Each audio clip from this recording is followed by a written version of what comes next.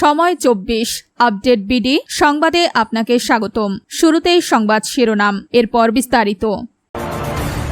রাষ্ট্রপতি পদে বিএনপির মনোনয়ন পেলেন মির্জা ফখরুল। মির্জা ফখরুলের বক্তব্যের প্রতিবাদে রংপুরে জামায়াতের বিক্ষোভ।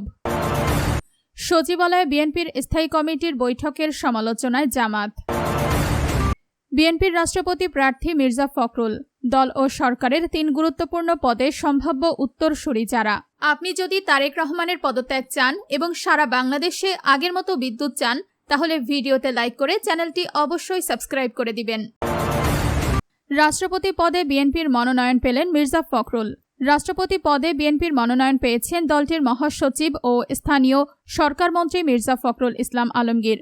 বৃহস্পতিবার 13 আগস্ট দুপুরে সচিবালয়ে জ্যেষ্ঠ নেতাদের সঙ্গে বৈঠকে মির্জা ফখরুলের প্রার্থিতা চূড়ান্ত করেন বিএনপির চেয়ারম্যান ও প্রধানমন্ত্রী তারেক রহমান।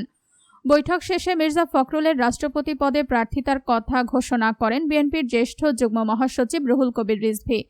একটু পর মির্জা ফখরুলের পক্ষে নির্বাচন কমিশনে মনোনয়নপত্র জমা দেওয়া হবে। একই সঙ্গে বিএনপির মহাসচিব ও স্থায়ী কমিটির সদস্য পদ থেকেও পদত্যাগ করেছেন মির্জা ফখরুল।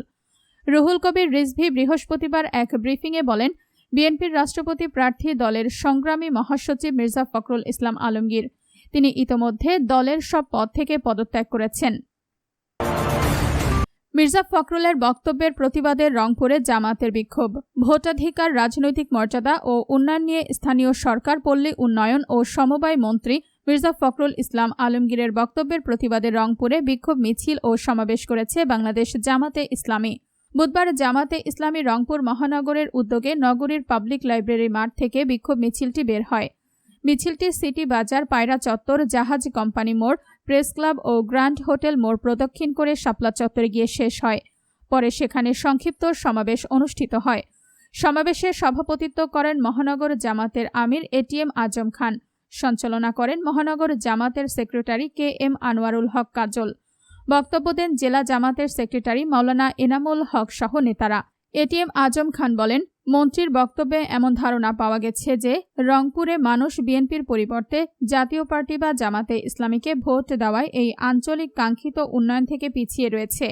এই ধরনের বক্তব্য রংপুরবাসীর রাজনৈতিক সচেতনতা, স্বাধীন মত প্রকাশ ও সাংবিধানিক অধিকারকে খাটো করে। সচিবালয়ে বিএনপির স্থায়ী কমিটির বৈঠকের সমালোচনায় জামাত। সচিবালয়ে প্রধানমন্ত্রীর কার্যালয়ে বিএনপির স্থায়ী কমিটির বৈঠক হওয়ায় সমালোচনা করে প্রতিবাদ জানিয়েছে বাংলাদেশ জামাতে ইসলামী। বৃহস্পতিবার 13 আগস্ট নির্বাচন কমিশনে জামাত নেতৃত্বাধীন 11 দলীয় ঐক্যের রাষ্ট্রপতি প্রার্থী অলি আহমেদের মনোনয়নপত্র জমা দিয়ে এই নিয়ে কথা বলেন ঐক্যের সমন্বয়ক জামাতে ইসলামীর সহকারী secretary general SM Hamidur Rahman Azad.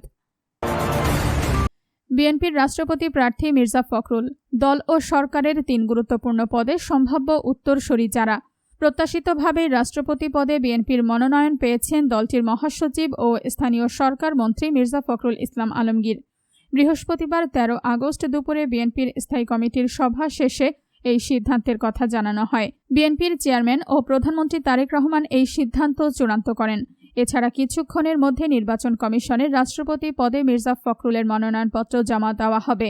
ইতোমধ্যে দলের মহাসচিব, স্থায়ী কমিটির সদস্য ও প্রাথমিক সদস্য সহ সব পদ থেকে পদত্যাগ করেছেন তিনি। মন্ত্রী সভা থেকেও পদত্যাগ করবেন।